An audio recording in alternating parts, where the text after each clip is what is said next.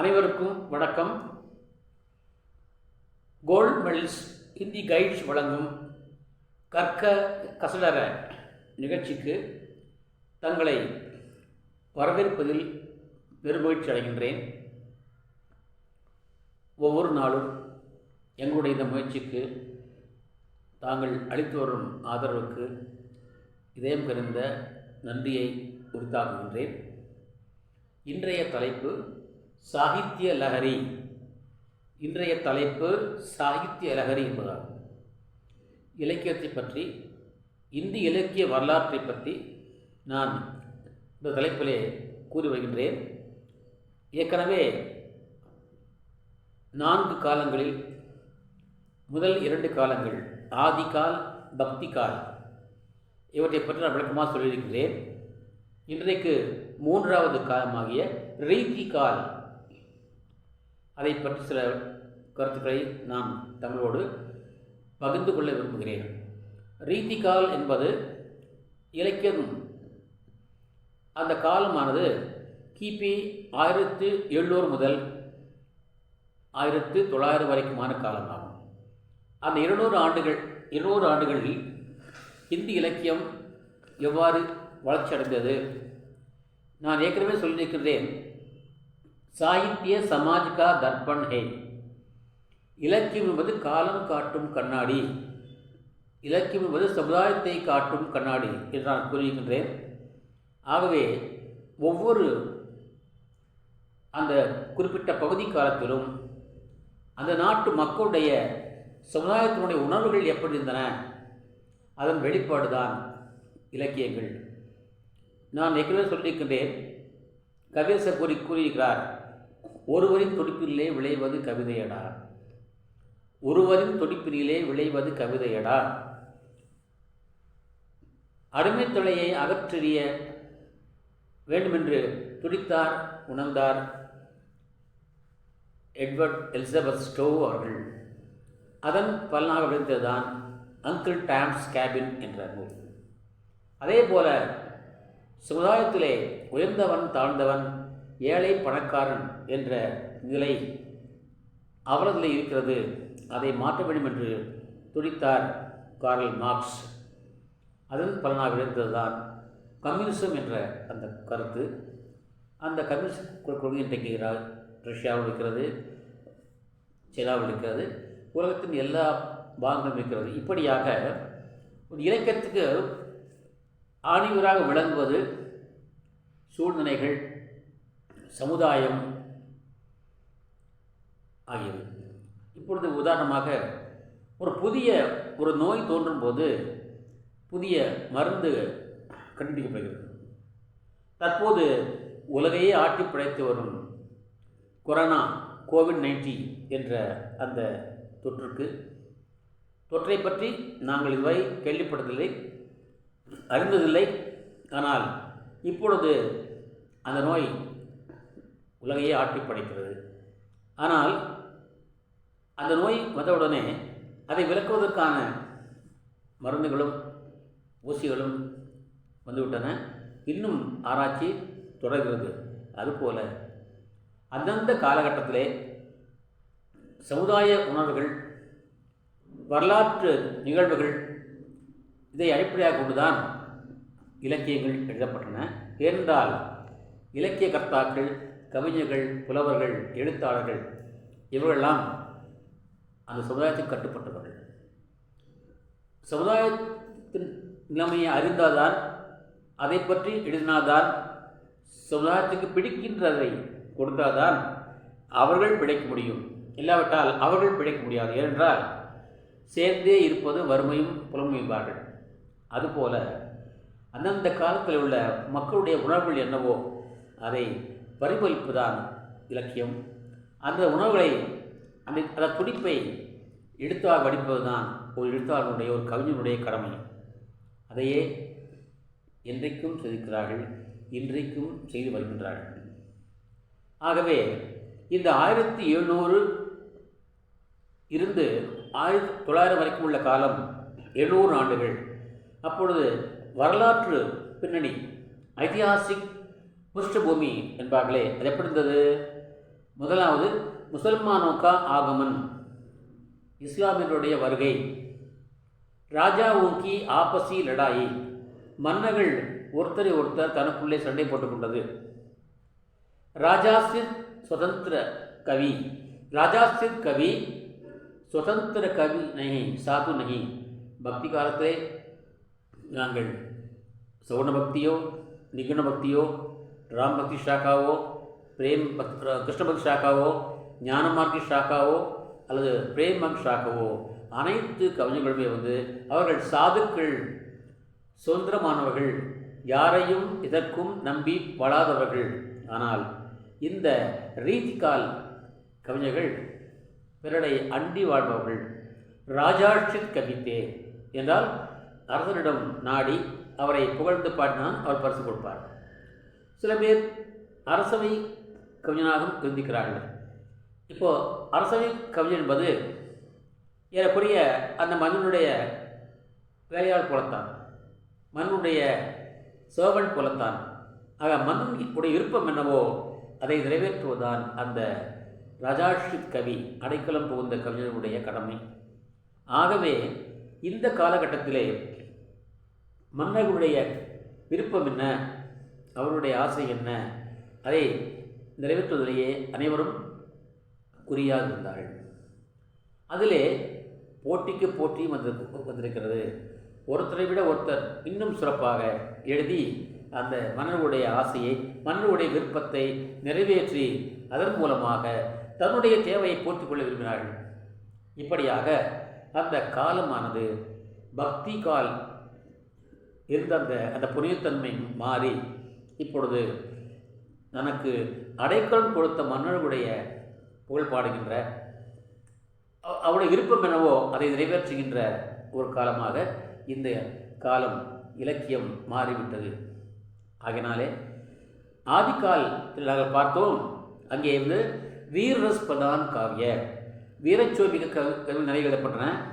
பக்தி காலத்திலே பக்தி சுவை, பாசச்சுவை, ஸ்நேகச்சுவை, அதன் பிறகு சிருங்கார், அதுவும் சிருங்கார் கூட பக்தி சிருங்கார் தான்.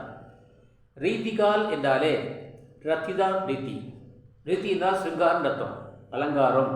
அலங்காரம் என்றால் இங்கே சிருங்கார் என்பது ரொமான்ஸ் என பொருள்படும். இந்த ரொமான்ஸில் இரண்டு வகை உண்டு. ஒன்று தலைவனை பிரிந்த பிறகு தலைவி வாடுவது, அது வியோக சிருங்கார் எனப்பட்டது. தலைவன் வரும்போது தலைவனை சேர்வது, அது ஒரு சிருங்கார், அது சயோக சிருங்கார் என்பது. இந்த சயோக சிருங்கார், இந்த வியோக சிருங்கார் என்பதில் எது உயர்ந்தது என்று கேட்டோமானால், இலக்கிய கண்ணோட்டத்திலே பார்த்தோமானால் வியோக சிருங்கார் தான் பெரியது, சிறந்தது. என்றால் அந்த நாயகன் நாயகியும் பிரியும் பொழுதுதான் நிறைய சிந்திப்பார்கள், நிறைய பேசுவார்கள், நிறைய படிப்பார்கள், நிறைய பாடுவார்கள், நிறைய எண்ணுவார்கள், அழுவார்கள், பிறழ்வார்கள், தன் கதை பிறரிடம் சொல்வார்கள். இப்படியாக அந்த கவிஞனுக்கு நிறைய வேலை கிடைக்கும். ஆனால் சையோக் சிருங்காரிலே தலைவனும் தலைவியும் சேர்ந்து விட்டால் அப்பொழுது சொல்வார்கள், பிரிந்தவர் கூடினால் பேச வேண்டுமோ என்பார்கள். அங்கே பேச எதுவுமே இருக்காது. ஆகவே அது கவிஞர்களுக்கு தீனியாக இருக்காது. ஆகையால் தான் வியோக் சிருங்கார் என்ற பகுதியை தலையாக தேர்ந்தெடுத்தார்கள். இதை பற்றி இன்னும் நான் விளக்கமாக 9 சூழலை பற்றியும் நான் ரஸ் என்ற தலைப்பை உங்களுக்கு நான் சொல்ல இருக்கின்றேன். இப்பொழுது சிருங்கார் ரஸ் மற்றும் நான் ரொமான்ஸ் என்பார்கள். இந்த சிருங்கார் ரஸ் நவரசங்களிலே அதுவும் ஒன்று. ஆனால் ரீதி காலத்திலே ரீதி ரசங்காரன் அர்த்தம், ரீதி காலத்திலே அதை பற்றித்தான் அதிகமாக பாடப்பட்டது. ஏனென்றால் கவிஞர்கள் சுதந்திரமான கவிஞர்கள் அல்ல, சாதுக்கள் அல்ல, மகான்கள் அல்ல, முனிவர்கள் அல்ல. அவர்கள் அரசனை நாடி அண்டி பிழைத்து அவரிடம் ஏதாவது பெற்று தன் வாழ்க்கையை நடத்துபவர்கள். ஆகவே நாங்கள் இங்கே கவிஞர்களை குறை கூற முடியாது. யதா ராஜா ததா பிரஜா என்பார்கள். மன்னன் எவ்வளியோ மக்கள் அவ்வளி என்பார்கள். நான் ஏற்கனவே சொல்லியிருக்கின்றேன், ஒரு ராஜா ஒரு புதிய ராணியை மணந்து வந்தான். அந்த ராணிக்கு இன்னும் வயதாகவில்லை, அந்த ராணியும் பருவமே அடையவில்லை. ஆனால் அந்த ராணி புதியவள் என்பதனாலே அவள் மீது தீரா காதல் கொண்டான். இந்நேரம் அங்கேயே அந்த புறத்திலேயே படுத்து கிடந்தான். அவன் அவைக்கும் வருவதில்லை, அரச காரியங்களை பார்ப்பதில்லை, எதற்கும் எந்த வேலையும் அங்கே நடக்கவில்லை. ஆகவே அமைச்சர்கள், ஆன்றோர்கள், சான்றோர்கள் அனைவரும் சொல்லி பார்த்தார்கள், எதுவுமே நடக்கவில்லை. யாருடைய கருத்தும் அந்த மண் காதிலே ஏறவில்லை. அதை அவன் கேட்கவும் இல்லை. கடைசியாக அந்த ஊருக்கு இந்தியிலே இந்த காலத்தில் வாழ்ந்த பிஹாரி என்பவர் அங்கே போய் சேர்ந்தார். அவர் விவரத்தை அறிந்தார். அறிந்தவுடனே அவர் ஒரு தோஹா எழுதி, ஓலைச்சூளை எழுதி அதை கொடுத்திருக்கிறார் மன்னரிடம். அதை படித்தார் மன்னர். அதை படித்தவுடனே மன்னருடைய முகம் மலர்ந்தது. உடனே அவருக்கு அறிவு வந்தது. தன்னுடைய தவறை உணர்ந்து மீண்டும் அரச காரியங்களை கவனம் செலுத்தினார். அந்த மகிழ்ச்சிக்காக, அந்த புண்ணியத்துக்காக அவர் பிஹாரிடம் வேண்டிக் கொண்டார், நீங்கள் இதே போல எனக்கு ஒவ்வொரு நாளும் ஒவ்வொரு தோஹா எழுதி தர வேண்டும் என்று சொல்ல அவரும் அன்றாடம் ஒவ்வொரு தோஹா எழுதி கொடுத்தார். இப்படியாக 700 நாட்கள் 700 தோஹாக்கள் எழுதி கொடுத்தார். ஒவ்வொரு தோஹாவுக்கும் அந்த மன்னன் ஒவ்வொரு பொற்காசை கொடுத்தான் என்று வரலாறு கூறுகிறது. இப்படி அந்த மன்னனையே மாற்றுகின்ற சக்தி இந்த எழுத்துக்கு இருக்கின்றது.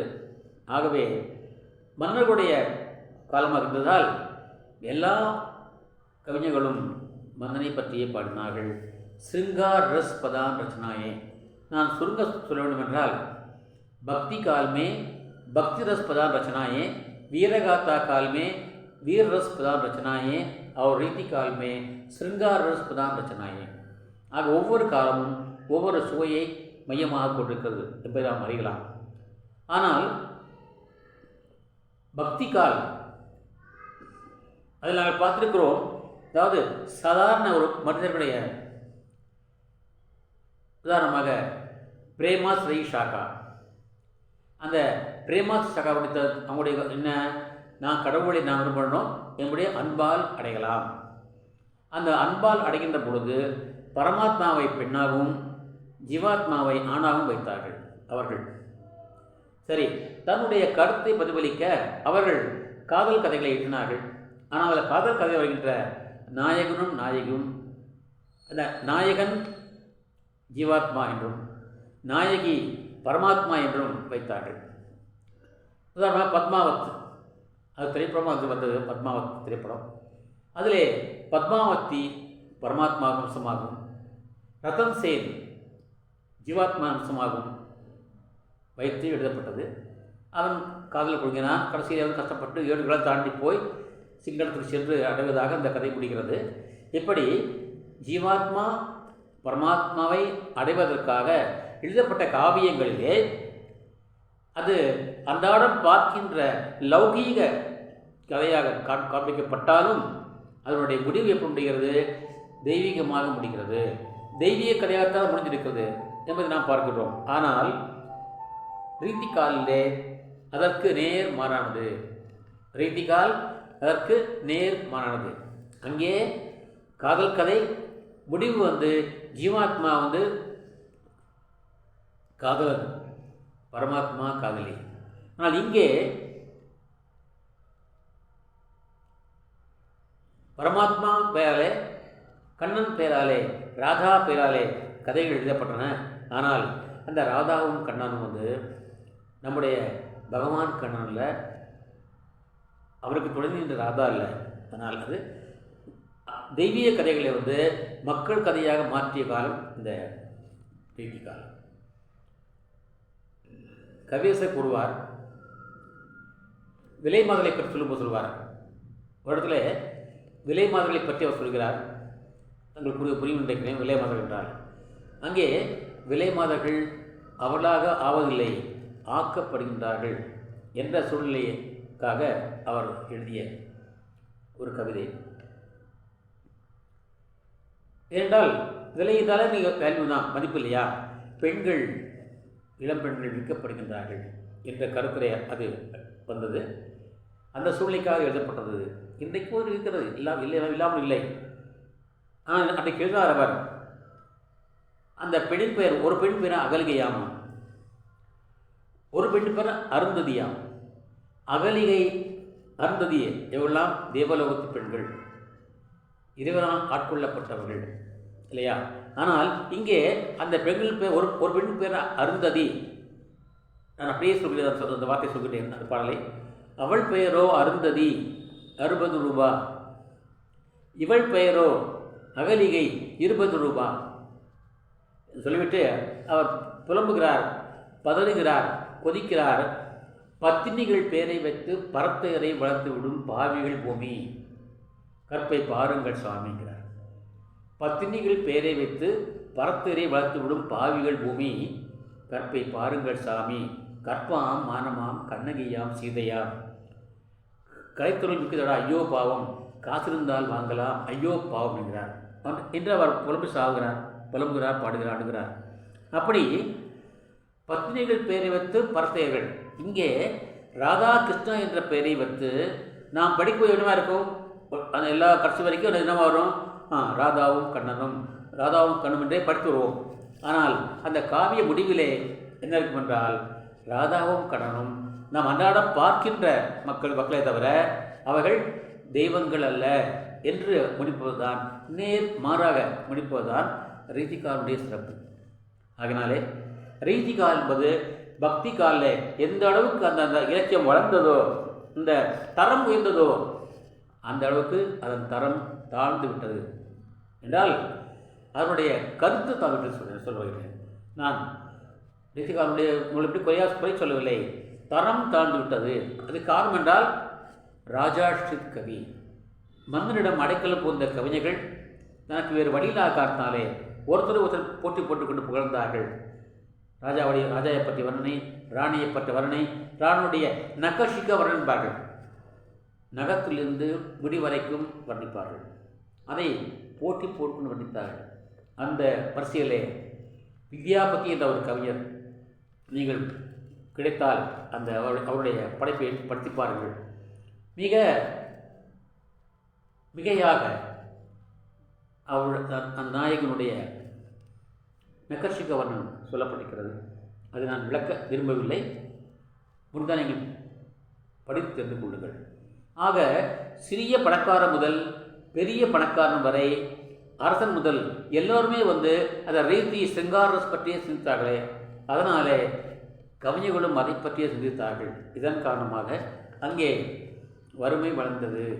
வறுமை வளர்ந்ததாலே ஒருத்தர் அடித்துக்கொள்ள ஆரம்பித்தார்கள். சண்டை வளர்ந்தது, பகைமை வளர்ந்தது, ஒற்றுமை குறைந்தது. அதன் காரணமாகத்தான் வெள்ளையர் உள்ளே நுழைந்தார்கள். இதுதான் பார்க்க வேண்டும். 1700க்கு அப்புறம் தான் இங்கே மெதுவாக அங்கே வெள்ளைக்காரர்கள் உள்ளே நுழைந்தார்கள். நம்முடைய ஒற்றுமை குறைந்தான் காரணம், அதான் காரணம். ஆக மன்னர்கள் அடித்து கொண்டதனால், மன்னர்கள் கவிஞர்களை அறிமுகப்படுத்தியதால் அந்த ரீதி கால் அவ்வளோ புனிதமான பக்தி காலமாக இருந்தது, இன்றைக்கு தாழ்ந்து போய்விட்டது. ஆனால் தீமையிலும் ஒரு நன்மை என்பார்கள் பெரியவர்கள் சொல்வார்கள். தீமையிலும் ஒரு நன்மை என்று சொல்வார்கள். அப்படி பார்த்தோமானால் அந்த மன்னர்களை புகழ்ந்து பண்ணார்களவா, புதிய புதிய யுக்திகளை கையாண்டார்கள். இன்றைக்கு நாம் சந்து அலங்காரம் சொல்கிறோம், அணிகள் சொல்கிறோம், யாப்பு என்று சொல்கிறோம். लक्षण ग्रंथ हिंदी लक्ष्य ग्रंथों की रचना रीति ग्रंथों की रचना रीति काल में हुई அந்த காலத்தில் இது படைக்கப்பட்டது. அது இன்றைக்கும் நம்முடைய ஹிந்தி மொழியை அலங்கரித்து கொடுக்கிறது. இன்றைக்கு அது மிகையாக இருக்கிறது. அது உலகில் நமக்கு தீமையிலும் ஒரு நன்மையாக கொடுத்தது. ஆச்சாரிய கேசவதாஸ் அந்த காலத்திலேயே மிக உயர்ந்த ஒரு கவிஞராக கருதப்படுகிறார். கேசவதாஸ் ராமாயணத்தை மீண்டும் எழுதினார். அவர் எழுதிய ராமாயணம் ஆனந்த ராமாயணம் என்று அழைக்கப்படுகிறது. அவர் நிறைய ரீதி கிரந்த், அதாவது இலக்கண நூல் எழுதினார். ஆகவே அந்த ரீதிக்காரனுடைய அந்த களங்கம் சற்று குறைந்ததுன்னு சொல்லலாம். அதுக்கு ஒரு பரிகாரம் தேடிக்கொண்டார். ஆகவே அவர் ஆச்சாரிய என்று அழைக்கப்பட்டார். அதன் பிறகு வந்தவர் ரீத்காலிலே பிஹாரி அவர்கள். நான் ஏற்கனவே பிஹாரி பற்றி சொல்லியிருக்கிறேன். அந்த பிஹாரி சிறு சிறு வரிகளிலே மிகப்பெரிய கருத்துக்களை சொல்லுபவர். அந்த மன்னனை பற்ற சொன்னல்லவா, தர்பாருக்கே வராமல் அல்லவா, அவனுக்கு எழுதிய அந்த தோஹா நான் அதையும் சொல்லுகின்றேன்.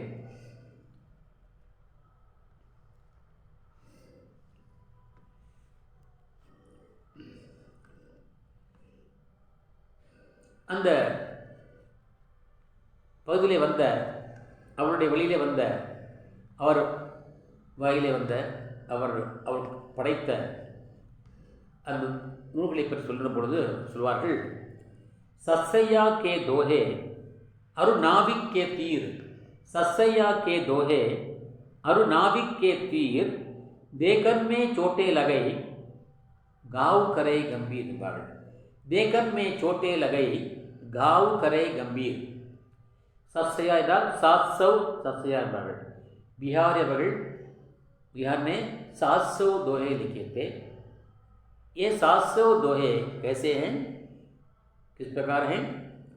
नाविक के तीर, समुद्र में, नदी में नाव चलता है, वो नाविक नाव चलाता है, படகை ஓட்டுகிறான். அந்த அந்த படகு எப்படி இருக்கிறது? ஒரு சைடு கூர்மையாக இருக்கும். அது என்ன செய்ய, ஏன் அது கூர்மையாக படைக்கப்பட்டிருக்கிறது? தண்ணீரை கிழித்து கொண்டு முன்னேறு, அதுக்காக கூர்மையாக இருக்கிறது. எப்படி மிகப்பெரிய ஆழமான தண்ணீரை கூட அது கிழித்து கொண்டு முன்னேறுகிறதோ அதுபோலத்தான் சஸ்யாவுடைய பிஹாருடைய எல்லா குரட்பாக்களும் கூர்மையானவை. மக்களுடைய இதயங்களை துளைத்து கொண்டு, எவ்வளவு கடினமாக இருந்தாலும் தண்ணீரை போல அதை துளைத்து கொண்டு சென்று தன்னுடைய வேலையை, தன்னுடைய பலனை அது செய்யும் என்பதற்காகவே சஸ்ஸையா கே தோஹே அரு நாவிக் கே தீர், தீர்னட அம்பு, தேகன்மே சோட்டை லகே, கடுகு சிறுத்தாலும் காரம் புகாது என்பார்கள் தமிழிலே. தேகன்மே சோட்டே லாகை, பார்ப்பதற்கு சிறிதாக இருக்கிறது, ஆனால் காவ் கரை கம்பீர், அது காயப்படுத்தும். எப்படி தெரியுமா? மனதை காயப்படுத்தும். கம்பீர், சீரியஸாகவே உருக்கமாக காயப்படுத்தும். காவ் கரை கம்பீர் என்பார்கள். அந்த பிஹாரி அன்றைக்கு அந்த மாயம் செய்த தோஹா சொல்கிறேன். நஹி பராக் நஹி மதுர மது, நஹி பராக் நஹி மதுர மது, ஆகே இஹி கால், ஆகே இஹி கால், அலி கலிஹி சோ பந்தியோ, ஆகே கோன் ஹவால், அலி கலிஹி சோ பந்தியோ, ஆகே கோன் ஹவால் என்கிறார். அந்த அவர் துவா மூலம் அவர் கூறிய கருத்து மன்னருக்கு என்னவென்றால், ஒரு வண்டு சென்றதாமா. வண்டு எங்கே செல்லும்? மலரை தேடி செல்லும். எதற்காக? அந்த மலரிலே உள்ள தேனை அருந்த செல்லும்.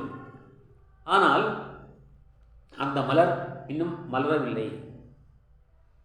ஆக மலராத மலரிடம் எப்படி தேன் இருக்கும்?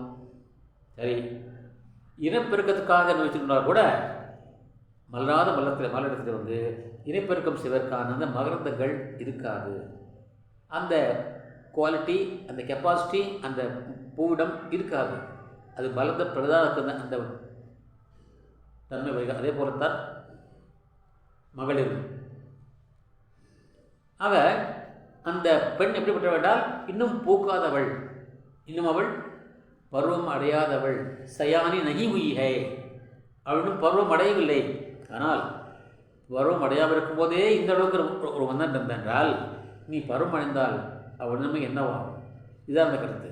இந்த வண்டானது இன்னும் மலராத முற்றிடமே சென்று இந்த அளவுக்கு அதில் வந்து மூலிகைக்கு கிடந்தால், நாளை மறந்து விட்டால், ஆகே கோன் ஹவால், கோன் திகா, கோன் ஜானே, யாருக்கு தெரியும்? ஆக அங்கே பராக் இல்லை, மகரந்தம் இல்லை. நகி பராக் நகி மதுர மது, இனிமையான இங்கே தேனும் இல்லை. ஆகே இகி கால், இதுதான் சிச்சுவேஷன். ஆனால் அந்த அலி, அந்த வண்டி என்ன செய்கிறது? கலிஹி சோ பந்தியோ, மட்டாக இருந்தாலும் இப்படி அது பந்தியோ கட்டுண்டு கிடக்கிறதே, இது தொடர்ந்தால் நாளை அது மலர்ந்தால் என்னவாகும்? ஆகே கோன் ஹவால் ஃபியூச்சர் என்ன நடக்கும் என்று அது எழுதப்பட்டது. அது அவனுடைய இந்த நாவிக்கே தீர் போல எப்படி அந்த அம்பு போன்ற அந்த படகானது நீரை கிழிக்கிறதோ அதுபோல இந்த சிறிய துகாவானது அந்த மலனுடைய உள்ளத்தை கிழித்தது.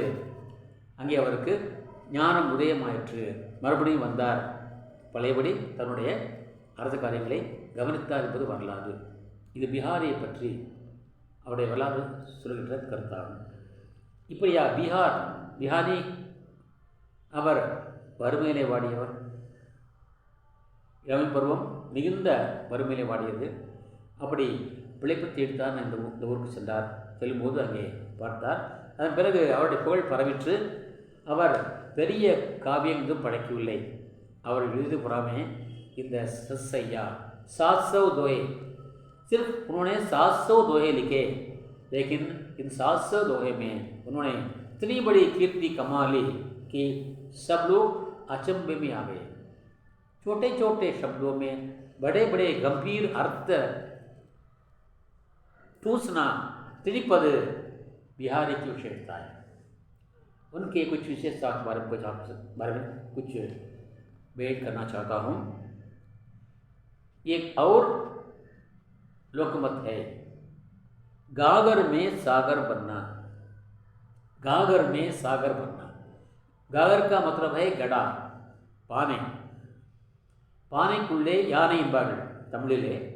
இங்கே காகர்மே சாகர் பண்ணா, இங்கே யானை இல்லை, கடலே. ஒரு சிறு பானைக்குள்ளே அவர் கடலையே துணிப்பார். என்ன மீனிங் என்றால், சிறிய வரிகளிலே பெரிய பெரிய கருத்துக்களை திருத்தி வருவதுதான் அவருடைய கருத்து. ஆகவே உரையாசிரியர்கள் எத்தனை உரை இருந்தாலும் அத்தனை உரைக்கும் அவருடைய துஹா பொருந்து வருகிறது. எப்படி பாரதியாருடைய பாடல்கள் எந்த மெட்டுப்பட்டாலும் பொருந்தும். பாரதியாருடைய பாடல்களை நீங்கள் எடுத்துக்கொண்டால் நீங்கள் எந்த மெட்டை போட்டாலும் அது பொருந்தும். எந்த மெட்டுக்கும் பொருந்துவதுதான் பாரதியாருடைய பாடல். சின்னஞ்சீரு கிளியே கண்ணம்மா செல்வ களஞ்சியமே, குழந்தை பாடுகிறார். பகவானை கண்ணனை குழந்தையாக பாடுகிறார். அங்கே கொஞ்ச நேரமா சின்னஞ்சீரு கிளியே கண்ணம்மா செல்வ களஞ்சியமே, இது ஒரு ராகம். அதே பாட்டை சின்னஞ்சீரு கிளியே கண்ணம்மா செல்வ களஞ்சியமே, சின்னஞ்சீரு கிளியே கண்ணம்மா செல்வ களஞ்சியமே, இப்படி எத்தனை ராகம் போட்டாலும் அத்தனைக்கு ஒரு பொருந்தும். வார்த்தைகளை நாம் அடிக்க வேண்டியதில்லை, வார்த்தைகளை குறைக்க வேண்டியதில்லை. இது பாரதியாரோட சிறப்பு. அதுபோல் எத்தனை உரைகள் எழுதினாலும் அத்தனை உரைக்கும் பொருந்துகிறது பிஹாரினுடைய வாக்கள். இது அவருடைய தனிப்பட்ட சிறப்பு. எப்படி கவியரசர் திரைப்பட பாடல்களை கூட அவர் இலக்கியத்தை படைப்பார். திரைப்பட பாடல்களில் கூட அவர் இலக்கியத்தை படைத்தார், இலக்கிய கருத்துக்களை படைத்தார். அந்த அளவுக்கு இதுவரை யாரும் படைக்காததால் அது இன்றைக்கும் அழியாமல் இருக்கிறது. தான் அழிந்தாலும் தன்னுடைய படைப்புகள் ஒரு அழியால் பார்த்து கொண்டார் கவியரசர். அதுபோல இன்னும் உதாரணம் சொல்லிட்டேன். நீங்கள் வேணா குறித்துக் கொள்ளுங்கள். கனக் கனக்தே சௌகுனி மாதகதா அதிகாய், கனக் கனக்தே சௌகுனி மாதகதா அதிகாய், यही काये बोराई जग वही पाये बोराई, கனக் கனக்தே சௌகுனி மாதகத்தா அதிகாய். கனக் என்றால் சோனா. என்னை பார்த்து கேட்பார்கள், என்ன சார் நீங்கள் ஒரு மோதிரம் போட மாட்டேங்கிறீங்க, ஒரு பிளேஸ்லெட் போட மாட்டேங்கிறீங்க, ஒரு செயின் போட மாட்டேங்கிறீங்கன்னு கேட்பார்கள். நான் இந்த துஹா பத்துக்கள் நான் போட விட்டு விட்டேன். கனக் கனக்தே, முதல் கணக்கு அது தங்கம் என்று பெயர் சோனா. दूसरा कनक है उमतंगाई, தங்கம் உமத்தங்காயை விட மாதகத்தா அதிகாய், மயக்கும் தன்மை அதிகமாக இருக்கும். இதுகிட்ட கனக்தே, கனக் கனக்தே சௌகுனி 100 மடங்கு ஊமத்தங்காயை விட 100 மடங்கு தங்கத்துக்கு மயக்கும் தன்மை அதிகம். நீங்கள் பார்க்கலாம், மோரம் போட்டுருவான் அப்படின்வான் வாட்ச் கட்டிடுவான் இப்படி தான் பேசுவான். லேடிஸ் பார்க்க பெரும்பாலும் பார்க்க புதுசாக ஒரு கமல் போட்டிருப்பாங்க, அதுக்கு இப்படி காமிட்டே இருப்பாங்க லேடிஸ். அப்புறம் செயின் போட்டிருப்பான், தப்பாக பார்ப்பான், பட்டரை போக மாட்டான், அப்புறம் திறந்துடுவான், அப்படியே திறந்துட்டு இருப்பான். ஏன்னா மற்றவர்கள் பார்க்க வேண்டுமா. அப்படி வைப்பது எதென்றால் அந்த தங்கம் தான். ஆக மக்களுடைய மனதை மயக்குவது எதென்றால் 100 மடங்கு மயக்குவது ஊமத்தங்காயை விட தங்கம். கனக்தே சௌமுனி மாதக்கத்தா அதிகாய் இ காயே பௌராகி ஜக். அந்த உலகம் வந்து அந்த ஊமத்தங்காயை சாப்பிட்டா மட்டும்தான் பைத்தியம் பிடிக்கும், தன்னுடைய குணம் மாறும். பைத்தியம் சொல்ல முடியாது, தன்னுடைய ஒரு கிறக்கம் உண்டாகும். ஆனால் இ தங்க வைக்கிறதே பாயே போராயி, கையில் வாங்கினாலே போதுமாமா, இந்த மயக்கம் வருமாமா. ஆகினாலே தங்கத்தை நீங்கள் போட வேண்டாம் என்கிறார். கனக்தே சௌகுனி மாதக்கத்தா அதிகாய் இ காயே பௌராயி ஜக் दुनिया உலகம் वही पाये बौराई. दूरे को खाने से आदमी उन्मत्त होता है, पागल बनता है. सोने को पाने से आदमी पागल बनता है, उन्मत्त होता है. ये दिख सागर में गागर में सागर बनना. मेरी भवबाधा हरो राधा नागरी सोई, या तन की छाई परे ஷாம ஹரித் துதி ஹோய். மிக அருமையான பாடல் இது, துவா இது. இது பிஹாரி உடைய 700 துவாக்களிலேயே முதல் துவாகும். இதனுடைய முதல் பாடல், அதாவது மங்களாச்சரண் என்பார்கள், இறைவணக்க பாடலாம். சொல்றார், மேரி பவபாதா ஹரோ, நான் எப்படி சொல்லிக்கிறேன், பவசாகர். இந்த உலகத்தை வந்து பவசாகர் என்பார்கள். என்னவென்றால் ஆசை விடாது, இன்னும் வாழணும் என்று சொல்வதை தவிர சாகத்துக்கு நமக்கு என்னமே வராது. அதுதான் வந்து இந்த பிறவி சிறப்பு. பிறவி பெருங்கடல் நீந்தார் இறைவன் அடி சேரார் என்பார் வள்ளுவர். ஆக இந்த பிறவி பெருங்கடல் வந்து யாராலும் கடக்க முடியாது, அதை கடக்க வேண்டும். அதுக்கு என்ன வேணும், இறைவனுடைய அடையை அடியாமல் செல்ல வேண்டும். இங்கே சொல்கிறார், மேரி பவபாதா ஹரோ, அது நிறைய தடை உண்டு. ஒன்றாவும் இருக்கும், ஒன்றும் பேரன் இருப்பான், பேரனை கல்யாணம் பண்ணணும், பேத்தி இருப்பா, பேத்தி கல்யாணம் பண்ணணும், வீடு கட்டணும், குடியேறணும், இப்படி ஆசைகள் வளர்ந்துகொண்டே இருக்கும். ஆகவே அவளை வந்து ஆன்மீகத்திலே நுழைய விடாது என்ற காலம் இந்த யுகம். ஆகவே அதை பவசாகர். சரி, அது யார் ஹரோ, யார் பிற்பார்கள் என்றால் ராதா நாகரி சோழி. ராதாவும் நாகர் என்ற தன்னுடைய அந்த கண்ணனும் தான் செய்ய முடியும். கண்ணனுடைய அருள் இருந்தால், ராதாவுடைய அருள் இருந்தால் நான் இந்த பிறவி பெருங்களை கடக்க முடியும். சரி, மேரி பவபாதா ஹரோ ராதா நாகரி சோய் ஜா தன் கி சாயை பரே. கண் எப்படி இருக்கார், கருப்பாக இருக்கிறார். ராதா எப்படி இருக்கிறாள், சிகப்பாக இருக்கிறாள். அப்போ ராதாவுடைய அந்த அந்த அந்த நிறம் கண்ணை ரிஃப்ளெக்ட் ஆகிறது, எதிரொலிக்கிறது. ஆகவேதான் கண்ணுடைய படத்தை பாருங்கள், அவர் நீலத்தில் இருப்பார். அந்த நீலம் ஏன் வந்து என்றால் ராதாவுடைய சிவப்பு நிறம் அவர் மேல் விழுந்து அது நீளமாக மாறினார். ஆக ஒரு நீலநிற ஒரு பொருளை, ஒரு நீளத்துக்கான அந்த டையிங் அந்த கெமிக்கல்ஸை வந்து கருப்போடு சேர்த்தால் அந்த கருப்பு நீளமாக மாறிடும். மஞ்சள் நிறமுடைய ஒரு டையிங் அந்த பவுடரை வந்து கருப்போடு சேர்த்தால் அந்த கருப்பு நீளமாக மாறும். இது வந்து டையிங். எப்படி இருந்தாலும் டையிங் தெரிஞ்சாலும் தெரியல பிஹாரிக்கு, தெரிந்திருக்கிறது. கனக்தே சௌமனி மாதக்கத்தா அதிகாரி. சரி, மேரி பவபாதா ஹரோ ராதா நாகரி சோய் ஜா தன் கி தன்ன உடம்பு சாயி பரே ஷாமனா கண்ணன், கருப்பான கண்ணன், ஹரித்த பச்சையாக ப்ளூவாக மாறுகிறார். அது மட்டுமல்ல, அவர் களங்கம் அகன்று புரிதமடைகிறார். वे पवित्र बन जाते हैं, उनकी जो कलंक जो है वो धुल जाता है और वे पवित्रवान बन जाते हैं. उसी प्रकार राधा और कृष्ण दोनों की कृपा मुझ पर पड़ने से मैं भी पवित्र हो जाऊंगा, मेरे सारे कलंक धुल जाएंगे, दूर हो जाएंगे। इस प्रकार उन्हें भगवान की महिमा बताई है। इसमें एक और भी एक अर्थ है, वो तीसरा अर्थ है राधा नागरी। ये राधा के नाम से और नागरी के नाम से दो जड़ी बूटी है, दर मूलगिरी कर रहा है। वो कहाँ है? हिमाचल प्रदेश में वो पैदा होता है। वो जड़ी बूटी जो है ना, उन दोनों को मिलाने से एक का नाम राधा है, दूसरे का नाम नागरी है। दोनों को मिलाने से वो सफ़ेद रंग में बदल जाता है।